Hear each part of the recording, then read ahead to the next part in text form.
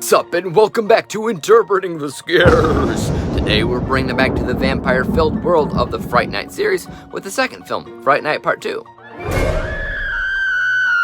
The first film kind of surprised me in its tone, which contained a really interesting mix of comedy and horror, especially for the 80s, and I was really interested in seeing what the sequel brought, and truth be told, I was not let down. It's a little bit different than what I expected, but I welcome it in the same breath, although it apparently was not good enough for them to make a tertiary film. Let's get cracking. This review is brought to you by the word of the day, tertiary, third in order or level. Fright Night Part 2 brings Charlie Brewster back into the fantastic world of vampires when everything seems to be happening all over again, which doesn't seem to be possible. Ever since the events of the first film, Charlie has gone to therapy to convince himself that vampires don't actually exist, that what he witnessed before was all due to group hypnosis, nothing more. But when a so-called fake vampire bites him and he starts exhibiting signs of transformation, it's not so easily explained away. So I really liked the comedy in the first film since it was a slight satire on vampire movies in general, as well as with suburban paranoia comedies.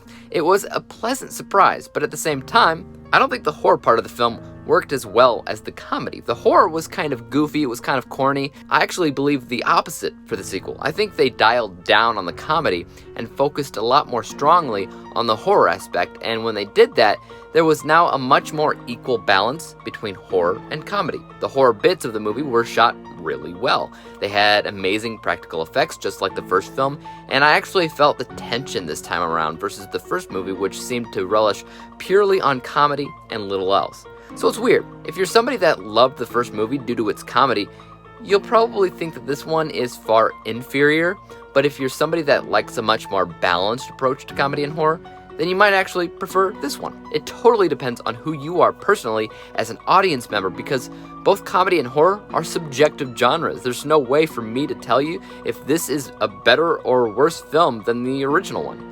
All I really have is opinions. Opinions like, this was better balanced and the horror aspect worked a little bit better for me. I also liked how the main character was seemingly transforming into a vampire himself, which seemed like a really bold strategy, Cotton. That kind of thing is somewhat unheard of, and I love that it was happening in this movie. I will say, however, that I did miss the humor. Don't get me wrong, it still had elements here and there that were silly and made me chuckle, but didn't quite have the same spirit as the first film. I love a good tongue-in-cheek comedy. That first movie in a few ways reminded me of The Burbs, which was awesome. This one just felt like a vampire movie that was simply funny here and there, but primarily a vampire movie. Again, depending on who you are, that can make or break your decision to watch the thing as a whole. Let's go ahead and talk about my final score for a second. From an unbiased technical perspective, I think this movie did exactly what it was supposed to do, and it matched whatever the first did, especially in practical effects and makeup work, which was downright amazing. That score's 70%, but my bias score is quite a bit higher at 82% because I really love it when a movie feels as balanced as this does when it comes down to horror and comedy. It's tense, it's spooky, and it's successfully silly at the same time.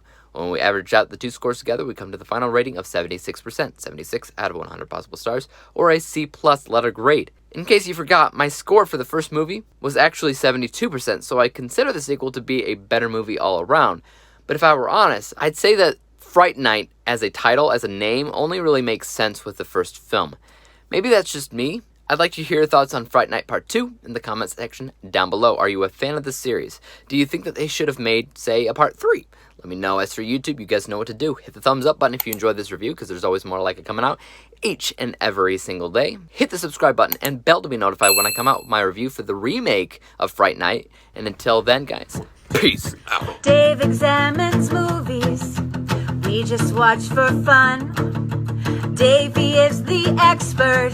He is the #1 critic that I go to when I need a movie pick.